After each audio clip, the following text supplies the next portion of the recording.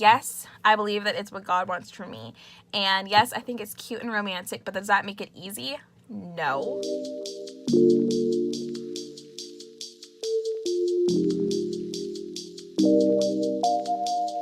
Hey guys, it's Camara. If you're new here, welcome. If you're not new, thanks so much for coming back. As you guys can see down below from the title, we are talking about sex. So, oh my gosh, I'm really excited to talk about, I'm like excited / nervous. Obviously, this topic can be a little touchy, a little controversial, and like everyone has their own opinions. This is my personal just beliefs, and so I'm going to be talking about it, talking about waiting until marriage, abstaining from sex. I've been wanting to make this video for a pretty long time, and one of the biggest reasons I wanted to make this video is because every time I've kind of looked up or done a little bit of research about waiting until marriage or saving yourself for marriage or abstaining from sex, it's been, you know, adults, and it's been either married women or just older women. And so I kind of wanted to be, for you guys, someone who you can relate to. You know, I'm 19. I'm a freshman in college, just got out of high school. You know, I feel like there's not many young people talking about it openly. I know that there are a lot of us who have made this commitment to ourselves or to God or to our future husbands. But I just know there's not many people actually speaking out and saying, hey, I'm choosing to be a virgin, you know? And so I wanted, if there are any teenage girls or teenage boys out there, I wanted you guys to know you're not alone. I felt like every time when I was younger and I ended up looking up into this stuff, I didn't see anyone who looked like me, and not like physically, but just like, you know, my age, who I can relate to. I just saw grown women who are already married and who already have kids and stuff like that.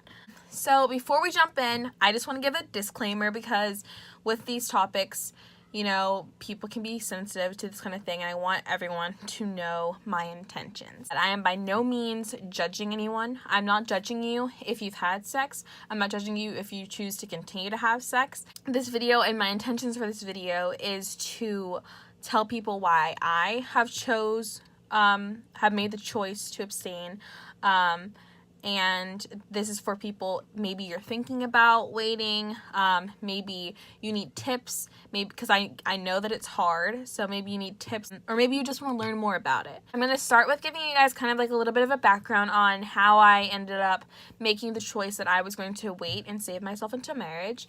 And then we can talk about kind of just tips and advice that I have for any other teens who are going through the same thing that I am. There's a lot that comes with waiting until marriage. In today's society, obviously, this is kind of like taboo and weird. And people are like, that's like, so many people that I've told, include like friends and family, peers, are saying like, oh, that'll never happen. You'll never be able to wait, or that'll change in the future. That'll change once you get a boyfriend and blah, blah, blah. And I have a boyfriend now. I've had one for 2 years. Still a virgin. In today's society, having sex, especially pretty like young, like maybe 15, 16, people, like kids are having sex, and it's just like, you know, oh, I really like this guy, he really likes me, and some people are just like, oh, I just want to get it over with, I don't even really care for this guy. Like, people have lots of different beliefs about it, but just in today, American society, sex is super common, and so it's weird for you to hear a teenage girl or a teenage boy saying, I'm actually a virgin and I'm going to wait to have sex until I'm married. Definitely is a stigma to being different, but there's nothing wrong with being different and making that choice for yourself. I got into high school, so you know, I think 14 is when you get into high school. I went to a kind of like conference or type of like concert thing. I think it was called like the Silver Ring thing, and they talked about purity and saving yourself for marriage and why it was so good and all this stuff. And so it was a Christian thing. And so that's my main reason, is it's a religious thing. So I believe that God made sex to be enjoyed in the context of marriage. Sex is good. It's not a dirty thing. It's not a bad thing. But I believe that it's just meant to be used in the context of a marriage. And so that's the first reason that I've decided to wait until I'm married to have sex. The second reason is I don't know if this is cheesy or corny or whatever, but I just love the idea of saving myself for my husband. I just think there's something so special about two people who have waited for each other and you've only shared that with that one person. I think that's so just romantic, and it's nice that, you know, you don't have 1,000 other people to compare your husband or your wife to. And I just think that's really special. So that's kind of like my other half, besides me thinking that me believing this is definitely what God wants for me. I also kind of like that. I think it's really cute and romantic. And so, yeah. So now, with all that being said, yes, I believe that it's what God wants for me. And yes, I think it's cute and romantic, but does that make it easy? No. It's 100% not easy. Hopefully we're all pretty mature here. I hope that you're mature enough to be talking about this kind of thing.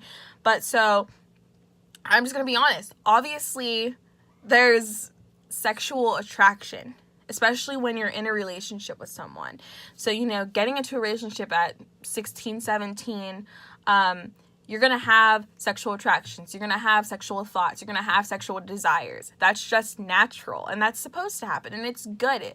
Your sexuality is good, and God made it to be good, and God made it to be something that you can enjoy. But just not right now, you know, not until you have that ring on your finger and you're in a relationship and you're committed to someone and they're committed to you 100% and you're open to life. So you're going to have those desires, and it's there. It's natural. It's real. It's there. And so I understand that. And so I think a lot of people, when you tell them you're abstaining from sex, and that you're waiting, it's just like they think you're weird. I know a lot of guys, Christian guys that I know who are abstaining, have been called like gay. They've been called weird for not, you know, joining in with the guys talking about girls in the way that some guys do, or talking about, you know, sleeping with all these girls and counting up their bodies and all of that stuff. They're called weird. They're called gay. And then for me personally, it's like I've had girls tell me, you're never going to be able to wait that long, and it's just never going to happen. Wait till you're older. Wait till you're in a relationship, blah, blah, blah. And so there are definitely going to be lots of people who may doubt you, who may tell you that it's weird, that it's unnatural, that it's wrong, and that's just simply not true. So I want everyone to know that to acknowledge your feelings, to know, yes, you have sexual attraction, sexual desires. Yes, that's very real. And the first step, if you are choosing to wait, is acknowledging that and saying that, yes, I am sexually attracted to this person, and yes, I have sexual desires that are natural, but I need to control them. Now, I'll kind of give you guys a little bit of tips and stuff. As I said earlier, I never really had anyone to guide me through this. So I've been dating Jeremy, my boyfriend, for 2 years, and he's my first relationship ever. So every first that I've ever had has been him. Like, he's my first kiss, my first boyfriend, all that. So it was a learning experience for me. And so literally just holding his hand was super exciting for me.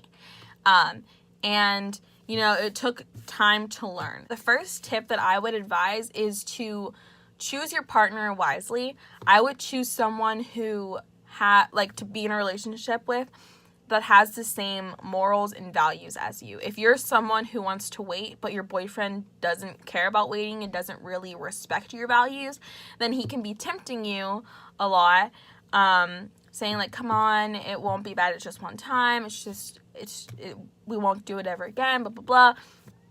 Then one, that person's trash anyway, because whether you don't want to wait or not, like, they should respect your opinion no matter what. So no.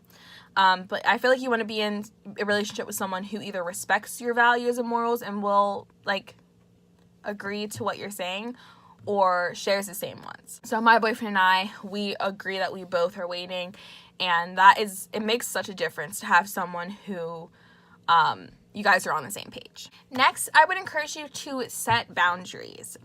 This is going to help you immensely, because if you don't set boundaries, if you don't set rules, you just keep going further and further and further and further, and that is not good, obviously. So set boundaries for yourself. This can be as simple as not hanging out in a private area, maybe not hanging out in a bedroom or not hanging out in the basement where you know that you're going to be able to do whatever you want to do and no one's going to really interrupt you. Maybe try to be in a public area.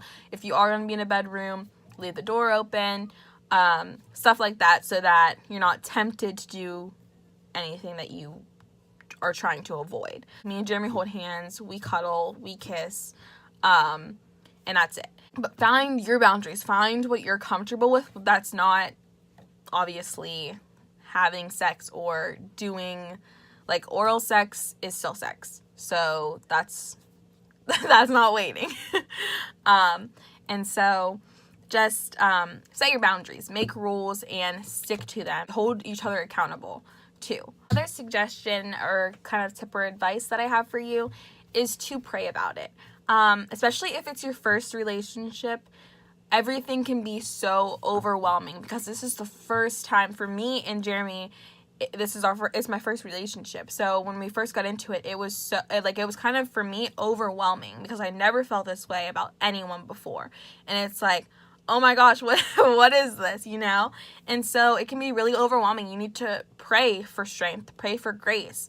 So I encourage you to pray separately on your own and to pray together. Jeremy and I prayed a lot together, and we kind of haven't recently. I want to pray more with him, but we used to pray together every single night for strength to avoid temptation and just to be the best boyfriend and girlfriend to each other that we could be, to get each other to heaven. So I really encourage you guys to do that. It's helped us a lot, I think. Like, we've grown so much in our relationship, not just in that area, but just as a couple together, we've grown so much. And I know that it's by the grace of God. It really took a miracle to help us to grow to what we are today. Lastly, I would like to say that it is completely okay if you've lost your virginity, if you've had sex once, twice, 3 times, 5 times, 100 times. It's okay.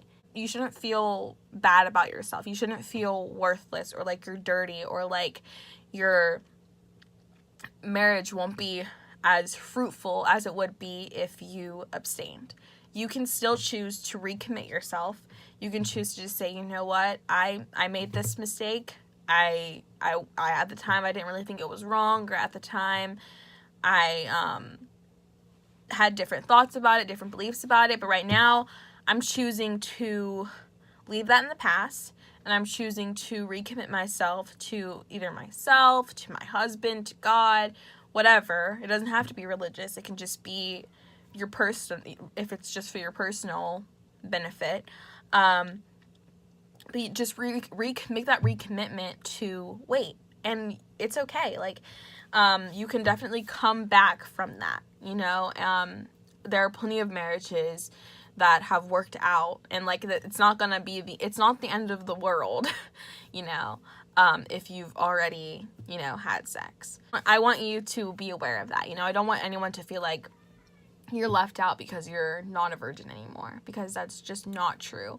You know, God is so merciful and so loving and so forgiving, and I know that you'll be okay.